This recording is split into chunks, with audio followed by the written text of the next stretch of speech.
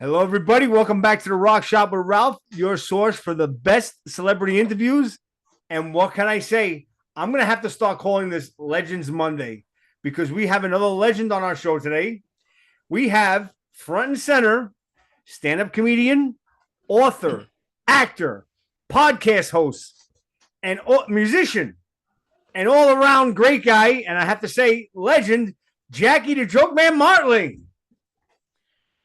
Well, thank you. That was a very nice introduction. I could listen to you do that 3 or 4 more times. I'd be thrilled. That'd be great. It's great. Thank you, Ralph. And thanks for having me on. And it's a pleasure to be here wherever we are. I'm actually in Smithtown. I'm close to you. All right. Well, it's not next door, but it's right there somewhere. Well, I'm a Queens boy. I moved out here, for the better life for my kids, like everybody else does. I got you. I totally get that. I appreciate it. We're here to talk about your new documentary, and we will. But I just want to, talk a little bit about your life and your history, and of course, the elephant in the room. We all know what that's going to be. But first off, I got to start with the Queens. How you doing? I couldn't be better. The documentary is absolutely catching fire. The reviews are really excellent.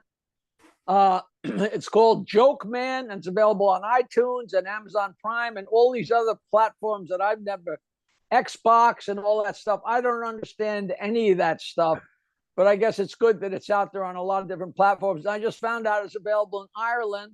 A friend in Ireland called me and emailed me and told me, and another friend was in South Africa, and just for giggles, he went to see if he could find it, and I'm on South Africa and Ireland, probably everywhere. I guess it really is the World Wide Web, which is just so exciting that somebody in Germany can all of a sudden just look at my documentary. I mean, that's crazy. It's been like that for years and years and years, but to all of a sudden be able to use that as an access is just crazy. It just, it's hard to wrap your head around. Awesome. We're going to talk a little bit more about Joke Man. I was going to wait to the end, but we can talk about it now. But yeah, I'm going to stump the Joke Man already. You mentioned Germany. How do you say bra in German? Stopping some flopping. Damn it, you fuck. I can't stump you. That's exactly right, baby. How do you say bra in German? Stops them from flopsing. How do you say constipated? How do you say constipated in German? How? Far from pooping. Jack, I gotta tell you, I love that, Stu. Go ahead. The floor is yours, buddy. No. I just never get sick of that stuff, that stupid stuff. I'm the same way. My wife goes, you tell those same stupid jokes all the time, but I love it. And Jackie, listen, we got the stand-up comedians. They talk about their life. They talk about race. They talk about so many different things. Do you get tired of just telling jokes? Never. I talk about my life, the rest of my life. I got lots of friends, lots of smart people. We sit around and talk about the world and our lives. When I'm on stage, I just want to get laughs. I want punchline, make people laugh. Like Rodney, like Henny, just pump them out. And, the rest, let the rest of the world talk about their problems and their small apartment and their sexy girlfriend or their fat wife. I just want to get laughs. I go on stage and get laughs for an hour, and that's all that matters to me, An audience, I got to tell you, I've seen Jackie many times, and it's nonstop joke after joke after joke after joke.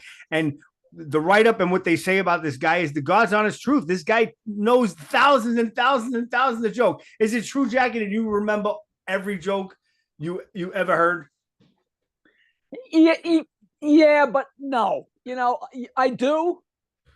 They stick to me better than they stick to anybody else. Of course, I'm sure millions of jokes that just slid by me, because once in a while, when I hear a new joke, I'm absolutely thrilled.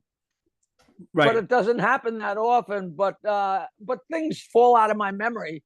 They just, it just happens. And I'm going to write a book about all the craziness with Stump the Joke Man, because the stories are too long and crazy. I had a girl tell me a joke on stage on Rascal's Comedy Hour television show, and she stumped me with a joke. And it was a very simple Jewish joke that it made no sense for me to not know it. And she said, why do they bury Jewish men standing up? And the answer is so the change won't fall out of their pockets. Okay? which is so stupid. And I said to her on stage, live TV, I said, I can't believe you stumped me with such a simple joke like that. And she said, I can't either, because 2 years ago, I was on the same stage with you and I stumped you with the same joke 2 years ago. So oh my God. There's an example. You don't remember. Sometimes they don't stick, but for the most part, they do. Well, what about Jackie? I know you know this one. You're probably gonna stump me. I can't stump you, but why did Jewish people like to play defense on football? Because they get the quarterback. Get the court. Right. I mean, I didn't do this, Jackie. I've been doing this stuff for so long. I just just go with it. Now people are gonna think all I know is Jewish. All I know is Jewish jokes. That's not true. Well, we offend everybody. Yes. Well, the name of the documentary is Joke Man. Jackie, I gotta tell my fans. Here's how this interview came about. I saw the trailer for this, and I was laughing hysterical. And I says, "Holy shit! You know what? I want to see if I can get Jackie." I contact Jackie a couple days ago, and I say, Jackie, I'm a huge fan. I'd love for you to come on the show. He says, I think I'll pass. But I said, you know what? Fuck this. Persistence pays off. I emailed him again and I asked him, I say, Jackie, listen, I'm a huge fan. I really love you to come on. I'm from the area. And Jackie said yes. So there you go. That's the kind of guy that Jackie. Well, what happened when your request came in? I think I had just got done with like 3 or 4 days of endless podcasts, interviews. Right. And sometimes I saw you on BAB. Yeah, you just get to the burnout factor where you say, I gotta say no to some of these. Yeah, I understand. And then it was good that you circled back, because when you circled back, it wasn't for any reason except it just caught me after I caught my breath. And yeah, it matters. You're a local guy and all that, but that wasn't the deal. It's just I very rarely say no to anything, because you spend your whole life as a performer, you spend your whole life chasing people. Right. And then when they finally turn around and start asking you to do stuff, it's pretty hypocritical to say, no, don't bother me. Don't bother me. It always kills me when people are like, yeah, no autographs, leave me alone. Meanwhile, they spent their whole lives trying to get people to chase them. So I apologize for saying no there. No, Jackie, I thank you. I'm going to kiss your ass a little bit now. I meant that with all sincerity. But here, which brings me to a question, and let's see what you say. I want to go back to the documentary anyway. But you ever come across a star that you idolized growing up, or you knew, like, whether you were on Howard or whatever, and you met him and you just said, this guy's a total fucking asshole? You ever come across anybody like that? Not there's all shades of gray, and some people are much friendlier and more outgoing than others, but not really. You're lucky. It's what being on the Stern Show. Everybody was so glad to get there, and so felt so great that they were allowed to come on the show, and they wanted to talk to Howard. So I'm sure it wasn't the same as bumping into somebody on the street, Right. But nobody was really. I mean, some people were total idiots, but not, for such varied reasons, and they were all entertaining. The what's his name came on the show, this little actor, and he came on, and he had been a child actor, and he's pretty famous, and he came on the show, and right away Howard started in with, how big's your penis, and when's the last time you got laid, and all. The guy went from 0 to 60. I mean, he turned into an animal. This little man, like, don't you start with me, man. I'll come over this. I'll jump over this table and I'll beat your ass, man. I ain't your monkey. Don't think I'm going to dance like a monkey for you. And he went wild. And Gary and Ronnie came in and stood behind him because they didn't know this guy was like a hand grenade. And I remember saying to myself, Jesus, this guy's going to kill somebody someday. And it was Robert Blake. And a couple of years later, Oh my God, he fucking killed his wife, Bonnie Lee Blakely. He just all of a sudden, how big's your penis? When you get, don't you start with me? I'll come right over this console, man. Me and Fred were like, whoa, what's up? What Holy what shit. him on the ass? Yeah, you got. You know what? I'm sure that's on the internet. I'm sure that if you Google Robert Blake, I'm sure that it, you know. I remember that vaguely. He was nice. He's nice. He couldn't have been nicer. He's just a fine guy. He was like drawing a line in the sand, like, don't mess with me, man. Don't mess with me. So meanwhile, you watch him on. He's about 3 feet tall, you know. Yeah. And you watch him on Little Rascals. He's all nice. And you watch him as Beretti's got a fucking parrot on his fucking shoulder. Then he wants to rip Howard's head off. Anyway, you mentioned Howard, so we got to talk about him just for a little bit. Here's what. Listen, you've done tons of interviews with all they want to do is pepper you with the Howard questions. Here's what I want to ask you, because I am a huge fan of the Stern Show when you were on it. Period. My friends the same way. You know, Artie was good, but the original Stern cast cannot be beaten. Nobody can hold a candle to it. Now, even that's being said, the Channel 9 show had to be some of the funniest shit I've ever seen on television. And if you look what my finger is. See my finger? Yes. Right above my finger. That's all the Channel 9 shows on a format called Super VHS. Do you remember that? Yeah. We don't get it. We don't get it. That was the question. I don't know if I can play them anywhere. Nobody's got a Super VHS player anymore. Oh my God, Jackie! All those Channel 9 shows, they're all on Google. But you know what? Hey, okay. Here's what I want to say. Who owns the Channel 9 show? First of all, are they gonna? You can go on Google. Are they gonna possibly release it? Okay. And what are your thoughts on how? I don't know. I don't know who. When it was Channel 9. It was a super station for a couple of years, and it was Channel 9, but it was also playing on different stations all over the country. And it was whatever the name of that boat company. It's like a huge boat company owned Channel 9 and owned that super station. And also the Howard Stern show owned it. And they kind of co-owned it. And they've never been able to come to any agreement because Howard wants 90%. Oh, God. And Channel 9 wants 90%. So they never, this is, I'm not in on the negotiations, but this is just what I hear. And nobody will give way and they'll never air. And now I'm sure, with Howard being so politically correct, none of that stuff. Oh, God. Will ever see the light of day. And it's on Channel 9. And every 5 minutes, I do a podcast called Stand Up Memories. I was going to mention that. And I think this week, the interview with Tommy Chong is airing. And I was asking Tommy if he remembered coming on the Stern Show. Cheech and Chong both came on the Stern Show. They came on the Stern Show together, first time together in years. And it was our Christmas show.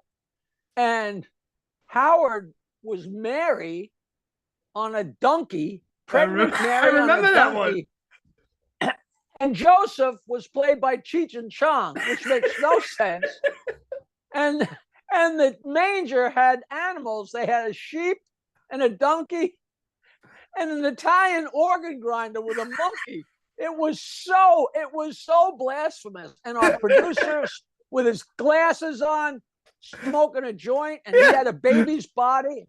And Tommy Chong said, "What do you mean? Do I remember that? How the hell do you not remember?" And you it's right there. Oh God! And yeah. My favorite of Clarence Thomas. Oh yeah, Judge Clarence Thomas. Clarence Thomas. Well, yeah. Howard was there with a big afro, and there was a string hooked up to the afro. And Clarence Thomas was smoking a joint a foot long, and each time he took a hit, we pulled the string, and his afro went. Oh, that was so racist and not racist, but just so so demeaning, but just so funny. So funny. God! And it had two things. And what about Gary Busey? That was with the green ooze coming out of his head. The Head Injury Club of America with the green ooze coming out of his head. And nobody even knows the story of that because um, it was cool. He had just been in a motorcycle accident. Yes. So he booked him on the show, and me and Fred wrote this sketch called Head Injury Club for Men. Yeah. You know, like hair club for men. Yeah, I know. And Yes. so we all dressed like we had head injuries. And Ralph, this idiot Ralph, hooked up a thing for Howard where a tube came up and it was right underneath the bandage on his head. So when he squeezed the tube, blood would ooze down. And we're doing rehearsal. And Howard squeezed it, and Ralph didn't know what he was doing. And the tube popped out, and the fake blood squirted all over Gary Busey. And he got, He was literally mad, literally mad. But it was a total accident. But he thought, of course, it was done on purpose. Right. Oh, and that was the kind of guy you didn't, all those stories, so much happened on that show, and they hold up pretty well. They absolutely. There was so many outrageous moments, Yes. Two things. I was a teenager in my early 20s. We wouldn't go out on Saturday night. We would wait till after the Channel 9 show and then go out because it was hysterical. The products, Brother P-Touch. I brought up Brother P-Touch because of that show. You know what I mean? Snapple. I still got five. I got five lying around. The guy that used to bring the girls on, the Snapple girls, and Howard would pour Snapple on him and lick the Snapple. The guy that used to book the Snapple girls eventually wound up putting me in my first movie called Potluck, and he's like doing really well. He's an actor and a producer named Paul Borghese. Oh, and he's Paul, a real sweetheart of a guy. Yeah, he's been a good friend for it's 40 years at this point. Yeah. But he's such a good guy, But he played Yogi Berra in '61, that story, the HBO movie about Mickey with Mickey Mantle and Roger Maris. Yeah, the home run chase. Yeah. Well, but God, that Channel 9 was just so much. It was 2 crazy years, man. Great era. Insane years. I had to address that with you, Jackie. I just wanted to tell you that was like the pinnacle. It was so much friggin' fun and so funny. But listen, the downside of it is, and I got to tell you this, and this is me being as a fan. I don't want to dwell too much into Howard because everybody asks you Howard questions constantly. When you left the show in 2001, here's what I told my friend. I said to my friends, we were all Stern fanatics. I said, this friggin' Jackie's got some pair of friggin' balls, plain and simple. To leave a show like that, a man of principles, a lot of people were saying, oh, he just wants the money. Why wouldn't you want the money? Why wouldn't you want the money? The guy's making money hand over fist. You're a huge part of it, and you got to get paid what you're worth. I'll tell you right now, and I don't mind talking about it, but I did not ask for a crazy amount of money. To some people, it would seem like a crazy amount of money, but for what was going on and what I was contributing, what I was asking for was absolutely fair. And they had every right to not give it to me and to let me go. They didn't do anything wrong. If you ask the boss for a raise and he says no and you leave, nobody's wrong. Nobody's worth what they're worth. They're only worth what they negotiate, and for whatever reason, I just, I stood my ground and I just chose to do it. So it's been a wild ride ever since, I heard every word you said, Jack. Here's what I want to ask you, and this is the God's honest truth. Did you call that bluff? Did you think they were going to say no, or did you ask for the money and hope that they didn't say no? And when they did, you said to yourself, oh shit. Or you stood your ground. You were like, that's it. I got to close the book. No. When you're negotiating, you can't negotiate unless you're prepared to walk away. Right. You can't second guess, because if you can't negotiate, 50%, you got to know what you want and stand your ground.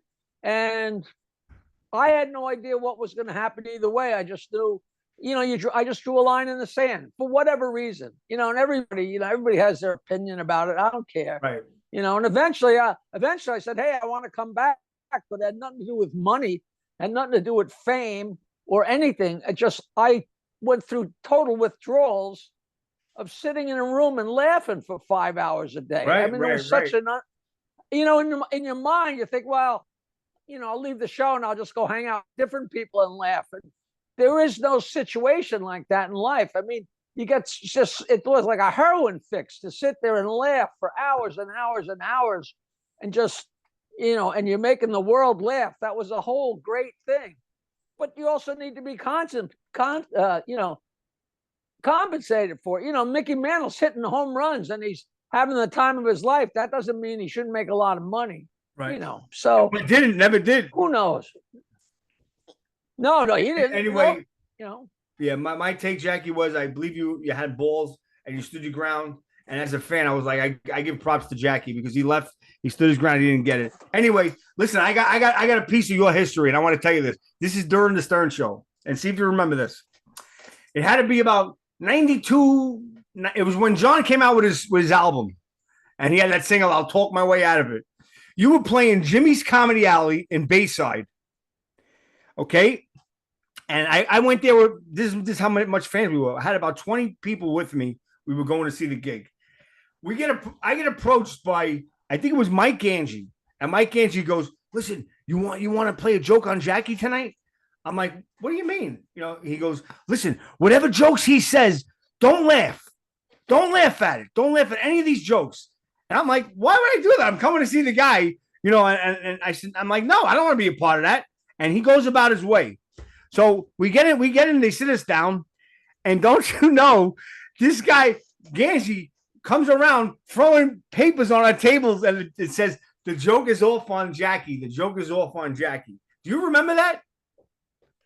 I remember Ganji showing up at Jimmy's Comedy Alley, and I said, "Get the hell out of here with that camera. I don't come in here and screw up my show." They're always, that was the kind of crap that was low, because that's my profession. That's why I said I won't do it. And that was my life outside of the show. Yep. And to screw, that's like, going in and tell somebody, "Hey, bump the barber," so he cuts somebody's ear off. That was too low. And I said, "Ganji," and he was my friend. Like, but everybody, it was the show first and the show first and whatever they tell them to do. And I said, "Don't do that." It was so much about the Stern Show was wrong. And I led the charge so many times on things that were wrong. But right. I thought that was really dirty pool. Whatever happened, I don't know. I just know every show I'm glad I turned him down, Jackie. I'm sorry to interrupt you. They were always killer. No, they're always. I'm glad I turned him down. There. I called him up. That. Yeah, I called him up on Monday, and don't you know the message got back to Gary and Howard because they said it on the air. Howard was hysterical laughing that Ganji was passing out notes saying the joke is off on Jackie. So it made it up the flagpole. But I wouldn't be a part of it. I'm coming here to see this fucking guy. This guy's now what did that mean? What did that mean? The joke was off. That means, go back to enjoying the show? No, right. It meant that I guess he couldn't find enough people to not laugh. So your fans were there for you. That's nice to hear. I mean, that was, yep. That's just crap. Yeah, I agree with you. I agree with you 100%. I wouldn't do it. We had 20 people that went to see you. And that, that's the kind of thing where I'm sure Howard would say, "Oh, that wasn't my idea. I would never come up with that. That was somebody else's idea." Right. But who cares? That's history. Exactly. I love Jimmy's Comedy Alley was just such a great venue. We had so much fun. Yeah, it was fun. It was a great gig. And you tore me apart, by the way. Of course. I was about 350 pounds at the time. I was wearing a plaid shirt, and you fucking had a field day with me. Good. Anyway, Jack, it was great. I mean, really, I want to tell you how much you meant to me, how much you mean to my life, and you really are a legend in comedy. Just a couple more things and we're going to be done. How are you on terms with Howard? I mean, are you on speaking terms with him? Because I'll give you my opinion. The show stinks. The show is horrible now. He doesn't have the whack pack anymore. I don't want to talk. I don't listen to the show. I've never listened to the show. I send Howard a happy birthday email. He sends me back a happy birthday email.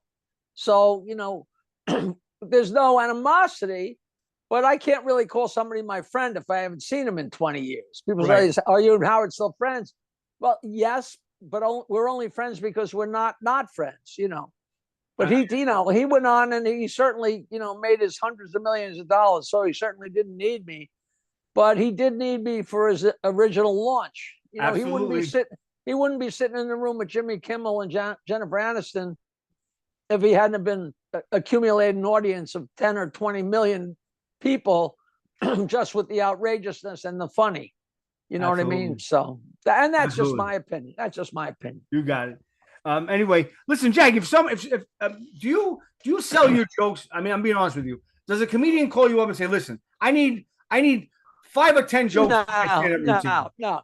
You don't sell them at all. You know, I have friends that call up and say, "Hey, I'm doing this kind of outing and doing that," or somebody will, you know, they'll ask me for something and I'll send somebody something. But I don't do that as a matter of course, and certainly not for comedians.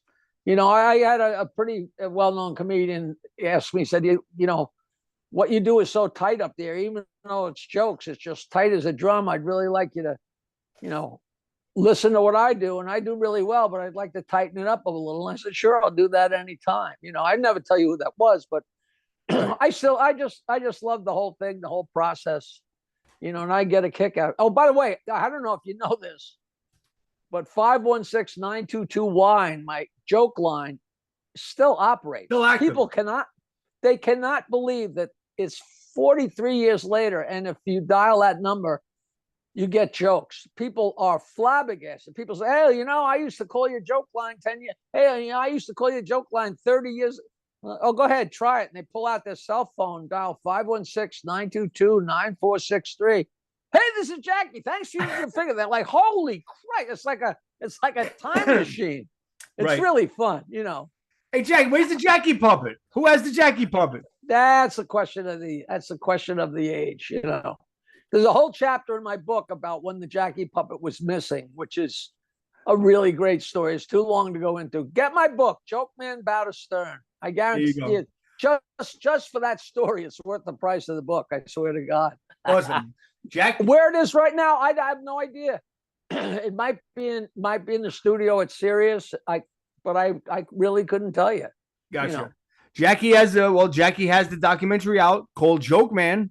Any last thoughts on that documentary, Jackie? No, just everybody's loving it. Everybody's commenting on it, and the comments are worth their weight in gold.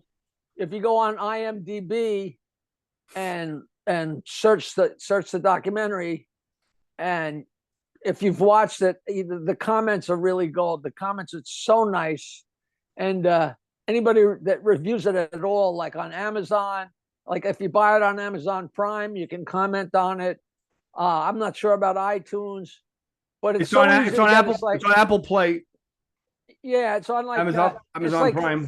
It's like $3.99 or $4.99, but for like $8.99 or $9.99, you can buy the thing, and then you always have it, so you can always show it to somebody else.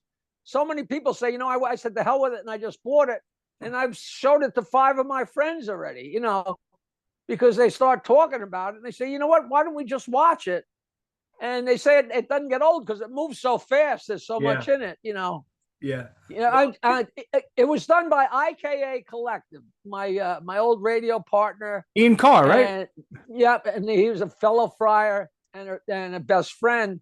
It's IKA Collective, and Ronnie Thomas is the editor. And there might even be a sequel. There's so much that's not in there. I've had such a crazy, stupid life. There's nothing about, you know, my band in the 70s and pole vaulting in my backyard and all kinds of wacky stuff that people have no idea, you know.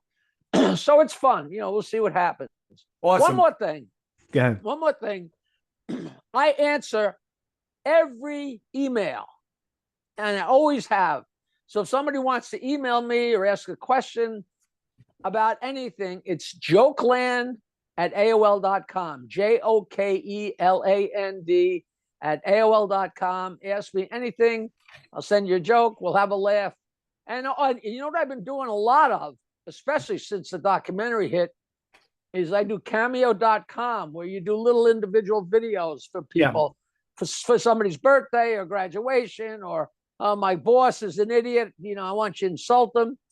And you go to cameo.com/Jackie Martling, and I do like 2, 3, 4, 5 minutes And it's a video people have for the rest of their lives. It's a great deal. I only charge $75. People, oh, you should charge $1,000. I don't want $1,000.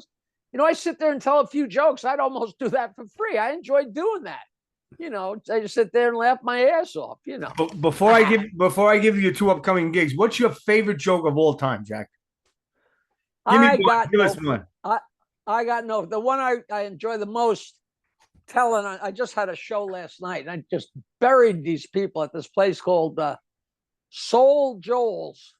I was all the way in Pottstown, Pennsylvania. It was 3 hours. I said, boy, this better be good. And they just died. I sold so many. I sold like $1,000 worth of books and took so many pictures. So, I'm still having fun.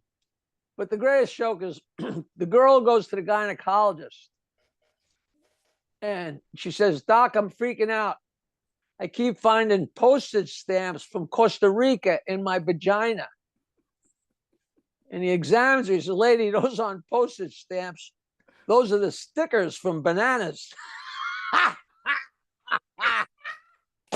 And that buried. People go nuts. And I tell them, you know what? I tell them, you will never walk down the produce aisle again without thinking about that joke. That's awesome. Every time you see a banana with that little sticker, you're gonna laugh. Right. Anyway, guys, listen. You see how much fun I had? I mean, I'm in tears here. But anyway, Jackie's got 2 upcoming gigs. He's going to be at the Milton Theater, 110 Union Street, Milton, Delaware. That's this Saturday, September 2nd, and then the following Saturday, he's at the South End Community Center, 99 Marble Street, Springfield, Massachusetts. Jokeland.com and Jokeman Movie, right? Jackie.com is the site. It's Jokeman Movie. And I got another thing, September 30th. I'm doing Malloy College. In Queens. Bales. Yeah, and it's like a college university or a Catholic college, but they want me, so I'm coming. So Malloy and Archbishop Malloy?